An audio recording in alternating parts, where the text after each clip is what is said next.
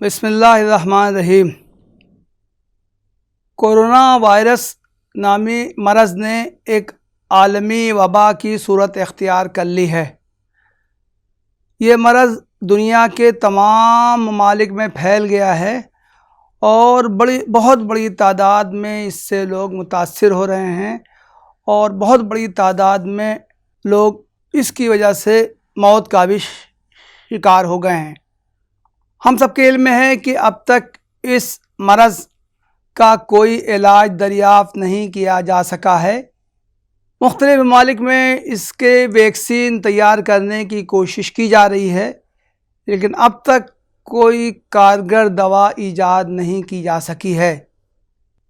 صرف اور صرف کچھ احتیاطی تدابیر اور تحفظی تدابیر بیان کی جا رہی ہیں اور یہ کہا جا رہا ہے کہ ان کو اختیار کر کے ہی اس مرض سے بچاؤ ممکن ہے۔ آج کی گفتگو میں 3 بنیادی نکات پر کچھ اظہار خیال کرنا چاہتا ہوں۔ میری گفتگو کا پہلا نقطہ یہ ہوگا کہ کسی وبائی مرض سے بچاؤ کے لیے اسلام میں کیا تدابیر بیان کی گئی ہیں، احادیث میں اس کے حوالے سے کیا ہدایات ملتے ہیں، اللہ کے رسول صلی اللہ علیہ وسلم کی کیا تعلیمات موجود ہیں۔ میری گفتگو کا دوسرا نقطہ یہ ہوگا کہ اسلامی تاریخ میں جب بعض وبائی امراض ابھرے تو اس سے کس طرح نپٹا گیا، اس وبائی مرض پر قابو پانے کے لیے کیا تدابیر اختیار کی گئیں، اور اگر مناسب تدابیر اختیار نہیں کی گئیں تو اس کے کیا اثرات آبادی پر، سماج پر رونما ہوئے۔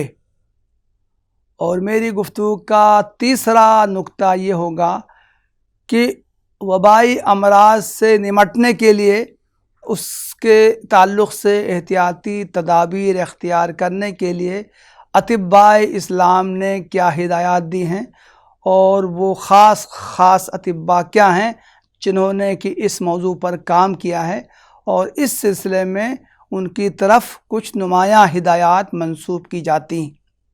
جہاں تک اس موضوع کا تعلق ہے کہ اسلام مرض کے تعدیہ کے سلسلے میں کیا نقطۂ نظر رکھتا ہے، اس تعلق سے ایک حدیث بیان کی جاتی ہے کہ اللہ کے رسول صلی اللہ علیہ وسلم نے ارشاد فرمایا، لا ادوا، ادوا کہتے ہیں انفیکشن کو، تعدیہ کو۔ حدیث میں صاف الفاظ میں منع کیا گیا ہے کہ تعدیہ نہیں ہوتا، انفیکشن کا اسلام میں کوئی تصور نہیں ہے۔ لیکن اس حدیث کا مطلب یہ نہیں ہے کہ انفیکشن ہوتا ہی نہیں ہے، کوئی مرض ایک شخص سے دوسرے شخص کو لگتا ہی نہیں ہے، یہ اس حدیث کا مطلب نہیں ہے۔ اللہ کے رسول صلی اللہ علیہ وسلم کے زمانے میں، عہد جاہلیت میں لوگ اس سے واقف تھے، وہ جانتے تھے کہ انفیکشن ہوتا ہے۔ کچھ امراض ایسے ہیں جو ایک سے دوسرے کو لگتے ہیں، انسانوں میں بھی اور حیوانات میں بھی۔ چنانچہ اہل عرب جانتے تھے کہ اونٹوں کو خارش کا مرض ہوتا ہے، بعض دوسرے امراض ہوتے ہیں، وہ امراض کسی ایک اونٹ کو لگ جائے تو اس سے دوسرے اونٹوں کو لگ جاتا ہے۔ چنانچہ حدیث میں تفصیل موجود ہے کہ جب اللہ کے رسول صلی اللہ علیہ وسلم نے یہ بیان کیا، لا ادوا، ادوا نہیں ہوتا ہے، تعدیہ نہیں ہوتا ہے، تو فوراً ایک شخص نے اعتراض کیا اور یہ کہا کہ اللہ کے رسول صلی اللہ علیہ وسلم، ہم تو یہ دیکھتے ہیں کہ بہت سے اونٹ صحرا میں ہوتے ہیں، ان میں سے کسی ایک اونٹ کو کوئی خارش کا مرض ہو جاتا ہے اور اس سے لگ کر دوسرے اونٹ بھی اس مرض میں مبتلا ہو جاتے ہیں، تو پھر اس کا مطلب کیا ہے جو آپ یہ فرما رہے ہیں لا ادوا کہ انفیکشن نہیں ہوتا ہے، اس کا مطلب کیا ہے؟ اللہ کے رسول صلی اللہ علیہ وسلم نے فرمایا، فمن عاد الاول، آخر جو پہلے اونٹ کو جو مرض پیدا ہوا تھا وہ آخر کیسے پیدا ہوا تھا، وہ مرض آخر اس کو کیسے لگا تھا؟ گویا کہ اس سے اللہ کے رسول صلی اللہ علیہ وسلم نے یہ وضاحت فرمائی کہ اس دنیا میں جو کچھ ہوتا ہے وہ اللہ تعالیٰ کے اذن اور مشیت سے ہوتا ہے، کوئی مرض کسی ایک کو لگے، اس کے نتیجے میں دوسرے لوگ بھی اس مرض سے متاثر ہو جائیں، یہ صرف اور صرف اللہ کی مشیت سے ہوتا ہے۔ چنانچہ ہم خود دیکھتے ہیں ٹی بی کا مرض ہے یا اور کوئی ایسے متعدی امراض ہیں، وہ کسی شخص کو ہوتا ہے، جس گھر میں رہتا ہے ایسا نہیں ہوتا ہے کہ اس گھر میں ہر شخص کو ہو جائے، کچھ کو ہو جاتا ہے، کچھ اس سے محفوظ رہتے ہیں۔ تو گویا کہ انفیکشن کا تصور ہے، تعدیہ کا تصور ہے، لیکن اس میں اللہ تعالیٰ کی مشیت اور اذن کا بھی دخل ہوتا ہے۔ اللہ تعالیٰ چاہتا ہے جن لوگوں کو اس سے محفوظ رکھنا وہ محفوظ رہتے ہیں، اور اللہ تعالیٰ کی مشیت ہوتی ہے کہ جو لوگ مبتلا ہو جائیں وہ اس میں مبتلا ہو جاتے ہیں۔ متعدد احادیث سے معلوم ہوتا ہے کہ اللہ کے رسول صلی اللہ علیہ وسلم نے حکم دیا ہے کہ مریض کو صحت مند لوگوں سے الگ الگ تھلگ رکھا جائے، دور رکھا جائے۔ صحت مند لوگ مریض کے ساتھ گھل مل کے نہ رہیں۔ ایک صحیح حدیث میں ہے، بخاری مسلم میں ہے، اللہ کے رسول صلی اللہ علیہ وسلم نے فرمایا لا یوردن ممرض علی مصح، جس کو کوئی مرض لگا ہوا ہو وہ ہرگز صحت مند میں نہ جائے۔ یہ حکم بھی اگرچہ جانوروں کے ہی تعلق سے تھا، اونٹوں کے تعلق ہی سے تھا، لیکن اس حدیث کے الفاظ عام ہیں۔ کسی شخص کو مرض ہو اور وہ مرض ایسا ہو جو چھوت کا مرض ہو، انفیکشن کا ہو، تو لازماً اس کو الگ رہنا چاہیے، صحت مند لوگوں کے ساتھ مل کے نہیں رہنا چاہیے، صحت مند لوگوں کو بھی اس سے دور رہنا چاہیے۔ اگر ایسا نہیں ہوگا تو اس کا عین امکان ہے کہ دوسرے صحت مند لوگ بھی اس مرض میں مبتلا ہو جائیں۔ ایک حدیث میں کہ اللہ کے رسول صلی اللہ علیہ وسلم نے فرمایا فر من المجذوم فرارک من الاسد، جس شخص کو جذام لیپراسی کی بیماری ہو وہ اس سے ایسے بھاگو جیسے شیر سے بھاگتے ہو۔ بعض واقعات سے معلوم ہوتا ہے خود اللہ کے رسول صلی اللہ علیہ وسلم نے اس تعلق سے احتیاط برتی۔ قبیلہ ثقیف کا ایک وفد اللہ کے رسول صلی اللہ علیہ وسلم سے ملاقات کرنے کے لیے حاضر ہوا۔ اس وفد میں ایک شخص ایسا بھی تھا جس کو جذام کا مرض لاحق تھا۔ اللہ کے رسول صلی اللہ علیہ وسلم کو معلوم ہوا تو آپ نے واضح الفاظ میں اس شخص کو یہ کہلوا بھیجا کہ تم ملاقات کرنے کے لیے، بیعت کرنے تم یہ سمجھو کہ ہم نے تم سے بیعت کر لی، اب تم واپس اپنے گھر جاؤ۔ اسلام کی بنیادی تعلیم یہ ہے کہ اللہ تعالیٰ پر توکل بھی کرنا ہے اور ساتھ ہی ساتھ تدابیر بھی اختیار کرنی ہیں۔ توکل کا مطلب یہ ہے کہ جو کچھ اس دنیا میں ہونا ہے وہ تو اللہ تعالیٰ کی اور مشیت سے ہوگا، لیکن اس کے ساتھ ساتھ تدبیر اختیار کرنے کا مطلب ہے ہر ممکن کوشش کی جائے گی، وہ وسائل اختیار کیے جائیں گے جس سے کہ مرض نہ پھیلے، ایک سے دوسرے کو لاحق نہ ہو۔ تدابیر اختیار کرنے کی ہدایات قرآن میں اور حدیث میں کثرت سے آئیں۔ سورہ النساء میں اللہ تعالیٰ کا ارشاد ہے خذوا حذرکم، لوگو احتیاط کو ملحوظ رکھو۔ دشمنوں سے جنگ کے موقع پر حکم دیا گیا کہ نماز کو ترک نہیں کرنا ہے۔ دشمنوں سے جنگ کے موقع پر بھی نماز کا وقت آ جائے تو تم کو نماز پڑھنا ہے، لیکن اس موقع پہ بھی ہوشیار رہنا ہے، اسلحے سے لیس رہنا ہے، تاکہ اگر دشمن اچانک حملہ آور ہو جائے تو مسلمان ہتھیاروں سے دور نہ رہیں بلکہ فوراً ان سے جنگ کرنے لگیں۔ قرآن کریم میں حکم دیا گیا ہے وَأَعِدُّوا لَهُم مَّا اسْتَطَعْتُم مِّن قُوَّةٍ، تم دشمنوں سے مقابلہ کرنے کے لیے جتنا بھی تم طاقت و قوت فراہم کر سکتے ہو تو تم فراہم کرو۔ قرآن کریم میں بنی اسرائیل کا واقعہ بہت سے مقامات پر تفصیل سے بیان کیا گیا ہے۔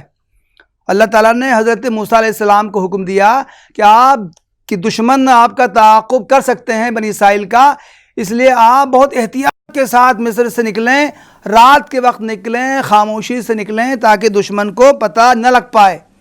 اللہ کے رسول صلی اللہ علیہ وسلم نے جب مدینہ ہجرت فرمائی جب مکے سے، تو آپ نے 3 دن تک غار ثور میں پناہ لی۔ دشمن آپ کو تلاش کرتے کرتے تھک گئے، جب وہ ہمت و ہار گئے، تلاش کرنا انہوں نے چھوڑ دیا یا کم کر دیا، اس کے بعد آپ غار ثور سے نکلے اور ایک غیر معروف راستے سے ہوتے ہوتے آپ مدینہ پہنچے۔ یہ تدابیر اختیار کرنا زندگی کے ہر معاملے میں، لیکن خاص طور سے علاج کے معاملے میں اللہ کے رسول صلی اللہ علیہ وسلم نے اس میں حکم دیا اور تدبیر اختیار کرنے کی تاکید کی۔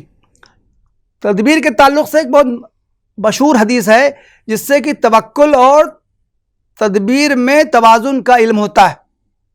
ایک شخص آیا اللہ کے رسول صلی اللہ علیہ وسلم سے ملاقات کرنے، اونٹ کے ساتھ آیا۔ اس نے اللہ کے رسول صلی اللہ علیہ وسلم سے دریافت کیا کہ میں کیا اپنی اونٹنی کو چھوڑ دوں اس کے بعد اللہ تعالیٰ پر توکل کروں، یا اس کو کسی کھونٹے سے باندھ دوں اس کے بعد توکل کروں؟ اللہ کے رسول صلی اللہ علیہ وسلم نے فرمایا اعقلھا وتوکل، نہیں، اونٹ کو پہلے باندھ دو اس کے بعد اللہ تعالیٰ پر توکل کرو۔ اس کا مطلب ہے کہ قرآن و حدیث کی تعلیم یہ ہے کہ تمام دنیاوی اسباب اختیار کیے جائیں اور اس کے بعد اللہ تعالیٰ پر توکل کیا جائے۔ مرض کے تعلق سے بھی اسی طرح کی ہدایات ملتی ہیں۔ اللہ کے رسول صلی اللہ علیہ وسلم نے فرمایا ما انزل اللہ داء الا انزل لہ شفاء، اللہ تعالیٰ نے کوئی مرض ایسا نازل نہیں کیا ہے مگر یہ کہ ساتھ ہی اس کی شفا بھی نازل کی ہے، اس لیے مرض سے بچنے کی ہر ممکن تدابیر اختیار کی جائیں گی۔ جہاں تک خاص طور سے یہ وبائی امراض کے تعلق سے بھی حدیث میں واضح ہدایات ملتی ہیں اور ان سے بچنے کی تدابیر کا تذکرہ ملتا ہے۔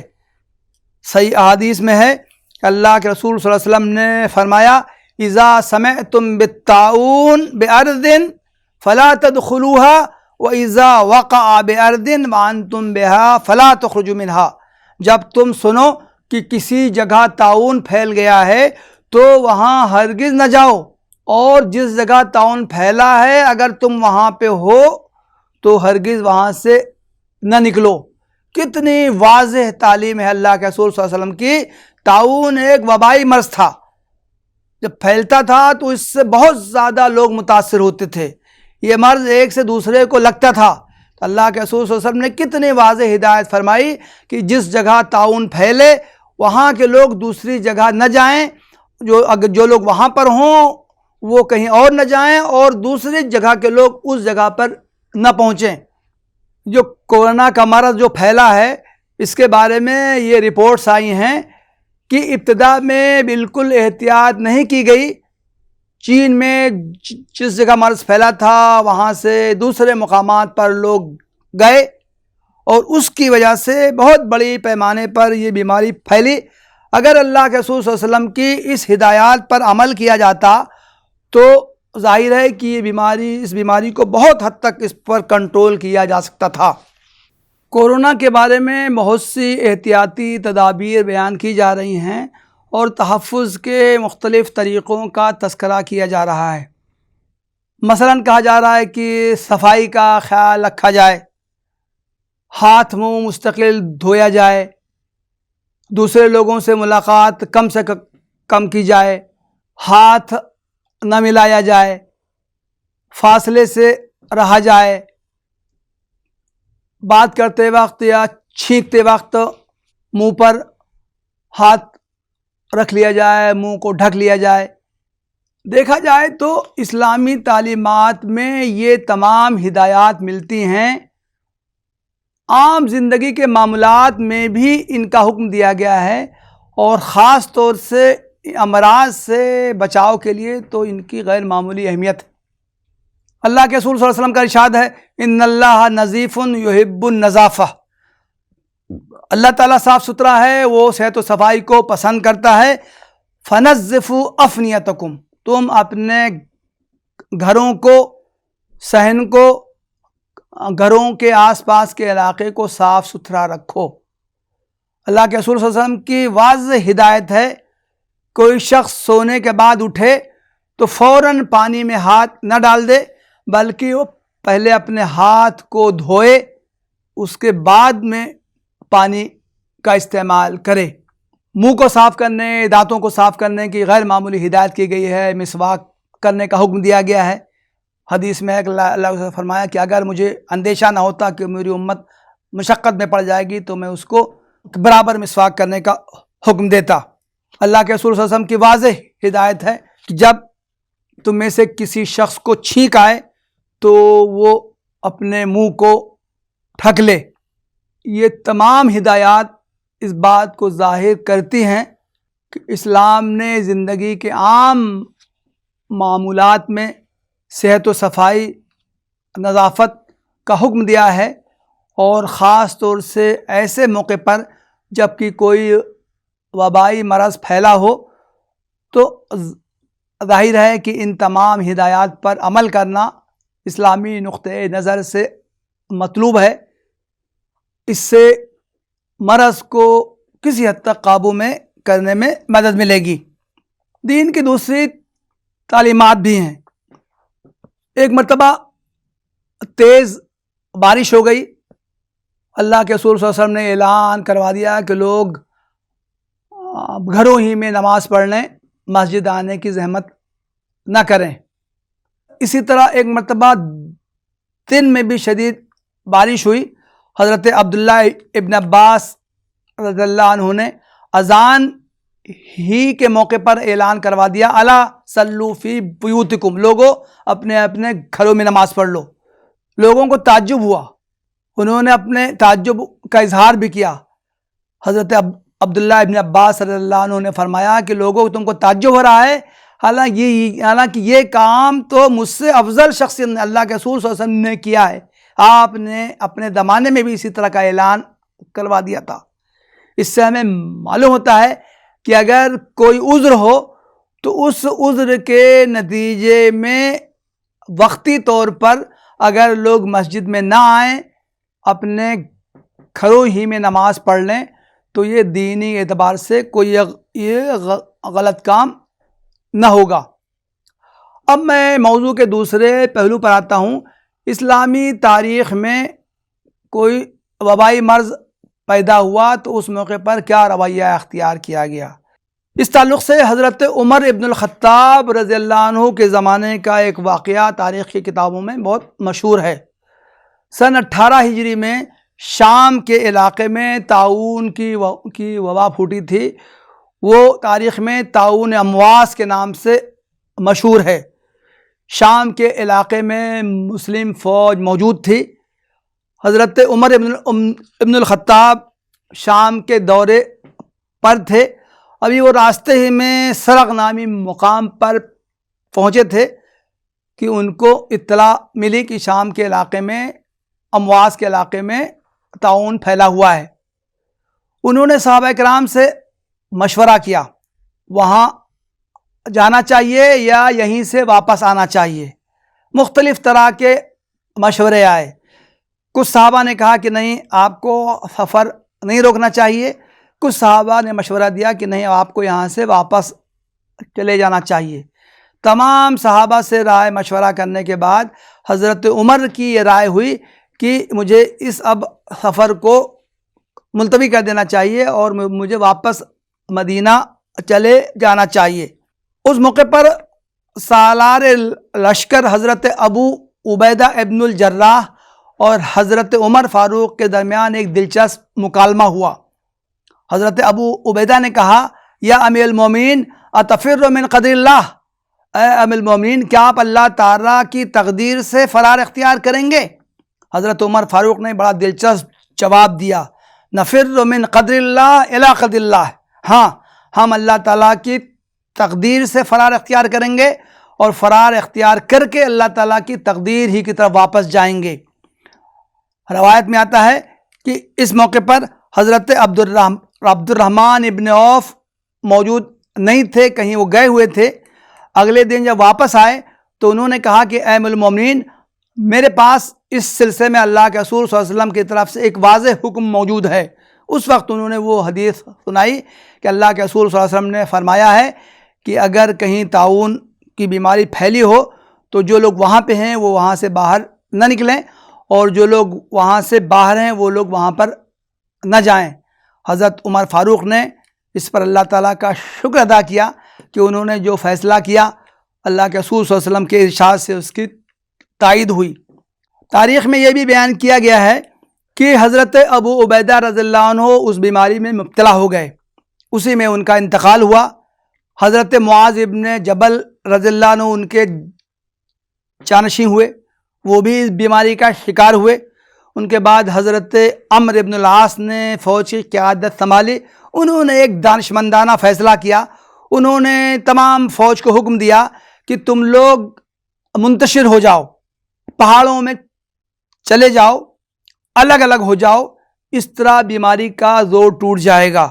چنانچہ تاریخ کی کتابوں میں بیان کیا گیا ہے کہ اس موقع پر تقریباً 25,000 لوگ اس بیماری کا شکار ہو کر ان کا انتقال ہوا تھا، اور حضرت عمرو ابن العاص کی تدبیر سے آہستہ آہستہ اس بیماری کا زور ٹوٹا اور کچھ عرصے میں اس کا خاتمہ ہو گیا۔ وبا ایک حقیقت ہے، اس حقیقت سے منہ موڑنا درست نہیں ہے۔ بیماری جس کا انفیکشن ہوتا ہے، اگر اس سے احتیاط نہیں کی جائے گی تو لازماً یہ بڑے پیمانے پر پھیلے گی۔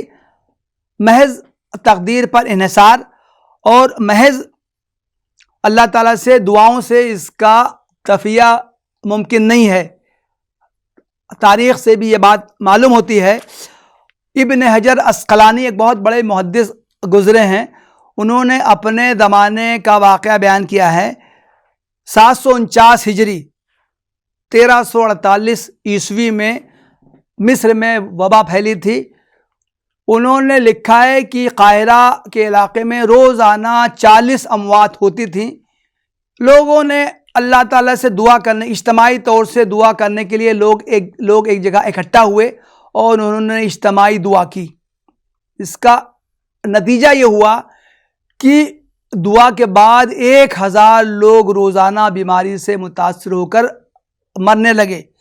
کہاں تو لوگوں کے اکٹھا ہونے سے پہلے اموات کا تناسب صرف 40 یومیہ تھا، اور کہاں لوگوں کے اکٹھا ہونے کے بعد 1000 لوگ روزانہ مرنے لگے۔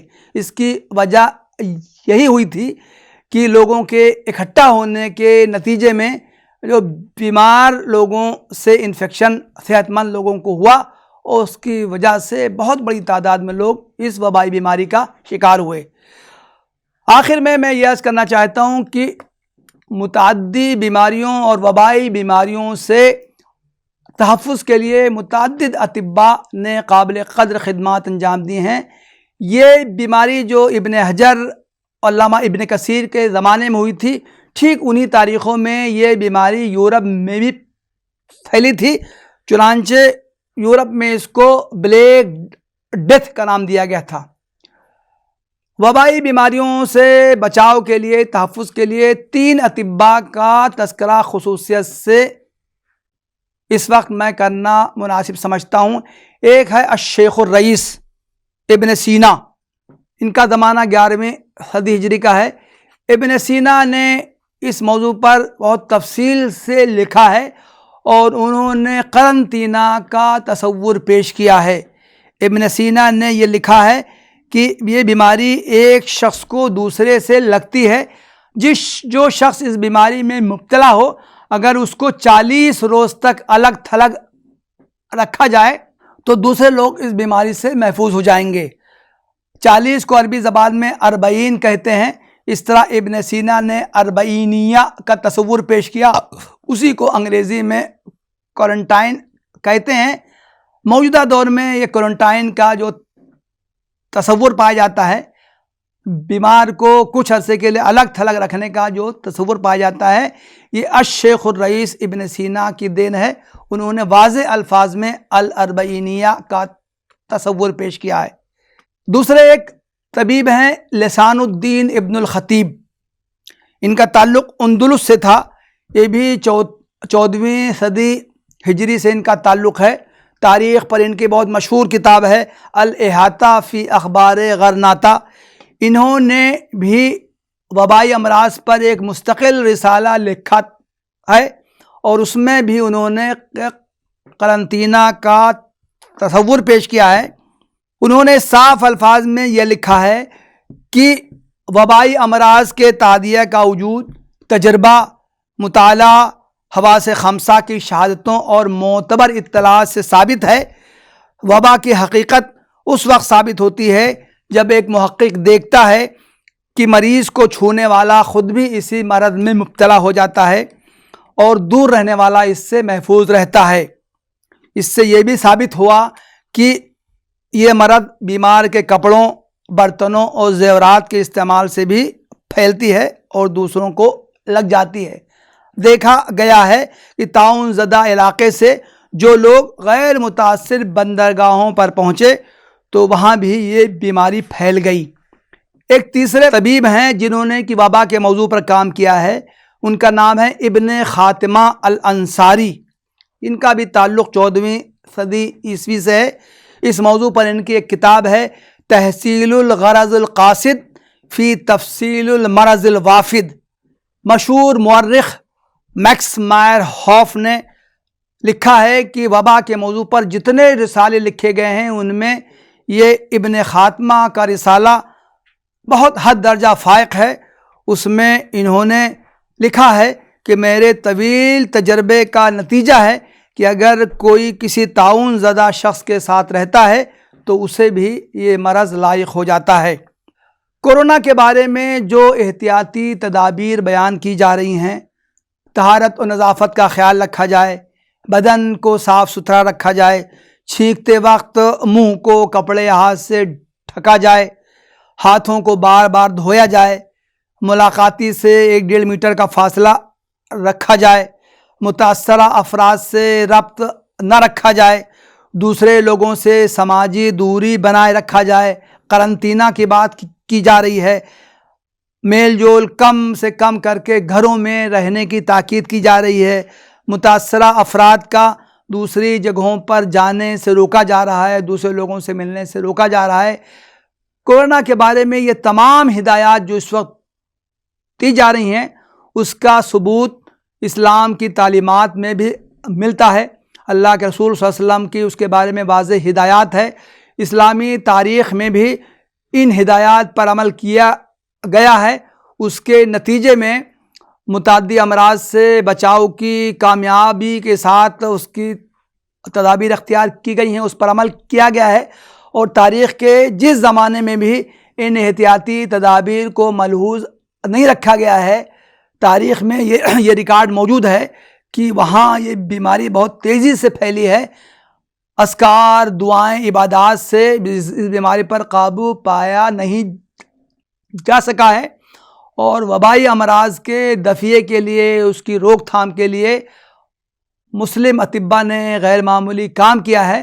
اس کو قدر کی نگاہ سے دیکھا گیا ہے اور مورخین طب کی اس کی اہمیت تسلیم کی ہے۔ وآخر دعوانا ان الحمدللہ رب العالمین۔